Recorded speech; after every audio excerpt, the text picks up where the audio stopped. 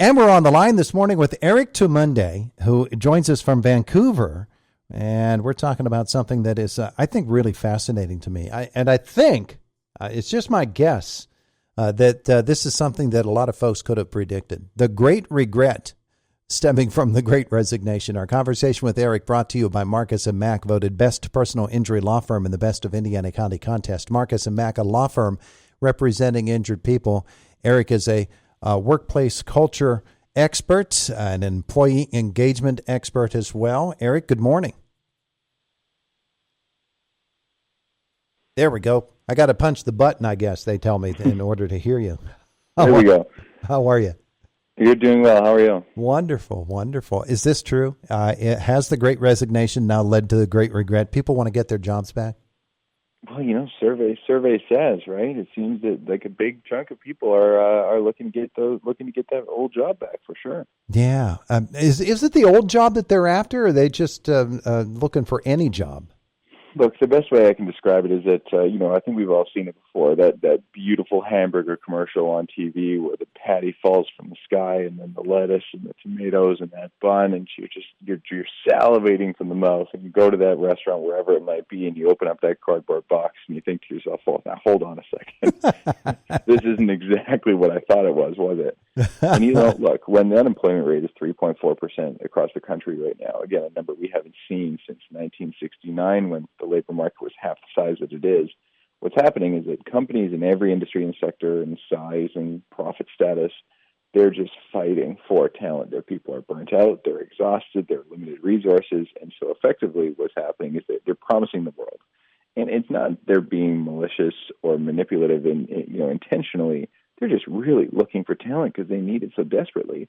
And so what happens is, these people are moving jobs. They still have more work than they thought they needed to do. The perks and the benefits, the glitz and the glam wasn't as pretty as they thought it was. They're hiring too quickly. I mean, look, I was just at a conference a couple of weeks ago speaking to 1,500 business owners. And I asked them, I said, who would love, if they could, to hire someone just to fill that spot in less than 2 weeks? And I got to tell you, about 90% of the room's hands would just shot up. Yeah. And I think, look, hiring people fast is great, but we got to make sure that we're hiring the right people for the right reasons so that we don't have this great regret.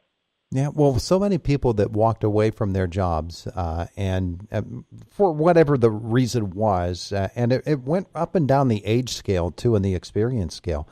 For some people, it was like, I'm getting closer to retirement. Why not just boost that along a little bit? The one that was most puzzling, though, were the young people just starting out. A bunch of them walked away, and I would guess that the regret is highest among them, right? That's true. So there's a couple of things there. Yes, the younger folks, it was happening to them, and it was happening at a higher rate. You could say that it was because things maybe weren't going great, but at the same time, it's really opportunistic for people to job hop right now. Again, if someone's offering a salary bonus or a signing bonus or whatever it might be to move jobs because, again, this labor market is so tight, then why wouldn't you try it? Again, though, what I've often said is that perks and benefits are really great for attracting talent, but culture is really what's going to keep it. And so I think as you get folks who have been through highs and lows and been through various cycles, economically and otherwise, that patience might be there, thinking that you can ride it out if you're at a later stage in your career. But someone who's young, new to the workforce, thinking, wait a second, this isn't for me, I'm out, only to find out that the next place that they were hired to was worse than the one that they just left. I think that's what we're seeing here. Yeah, well, workplace culture is so darned important, and especially for those young folks. And from the employer's standpoint, they have to make the job as attractive as they can, but at the same time, the work has to get done. And as you said, they got to be sure they have the right people in the job, and that's getting harder and harder to find, isn't it? Yeah, for sure. So one thing I often recommend to the clients that I'm working with is instead of just using a recruiter or the HR manager or whoever that might be, and look, I don't think that's not important. I think it's very important.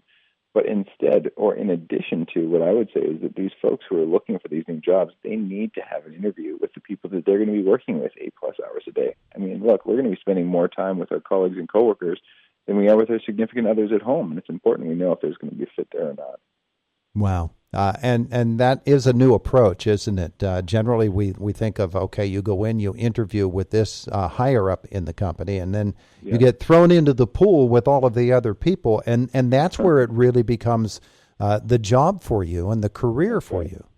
That's right. Well, yeah, of course. I mean, we've all heard it: hire slow, fire fast. I think that we're hiring very, very fast, and then watching our people walk out the door when we've done it wrong. Yeah. So 4.5 million people quit in November 21. Job openings reached more than a million a month later. There are a lot of opportunities out there for folks, for people who are out there looking for jobs. They're looking for the right one. How do they know they found it? When you go to sleep at the end of the day, and your head hits the pillow, you don't stare at the ceiling. You fall asleep and wake up early the next morning. That's it. Uh-huh. That's it. I mean, it feels good, And I don't mean, when I say culture, I don't mean pizza parties and streamers and dancing around.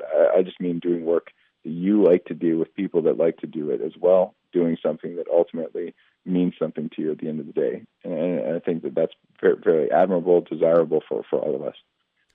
Eric Termuende is with us here this morning. Eric, when we think about people who have quit their jobs and haven't found the motivation to get back into it, but they have the desire to explore, but not necessarily to jump right in. What is going to get them to actually make the leap?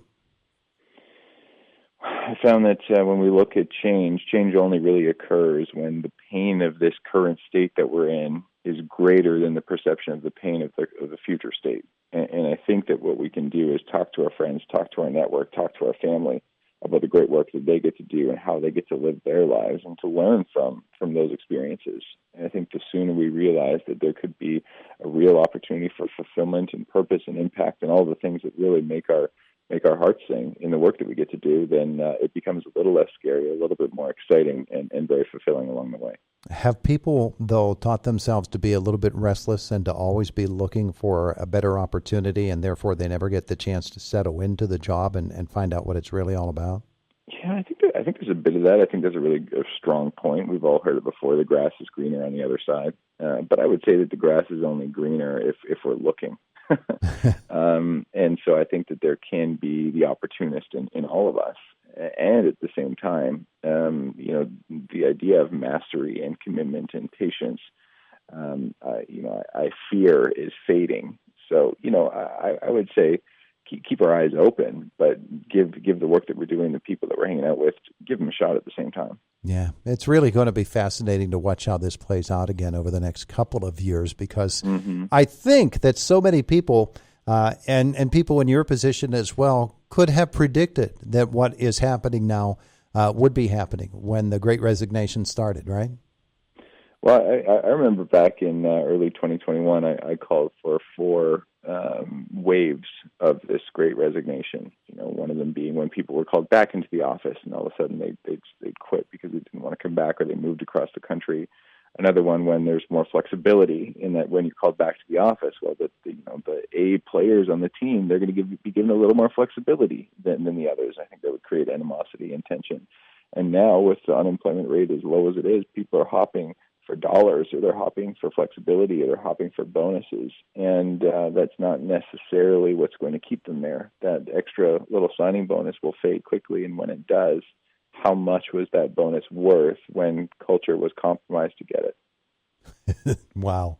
Watching this thing unfold is really, really going to be interesting. And for folks of my age who are getting to the point where we're later in our careers, the idea of jumping from a job is probably a lot more difficult than younger people would be experiencing. But at the same time, we're thinking we're going to have some sort of job to hold on, because the money, just the way the inflation is, the money's not going to last long enough for me to retire as somebody else might have 5 years ago.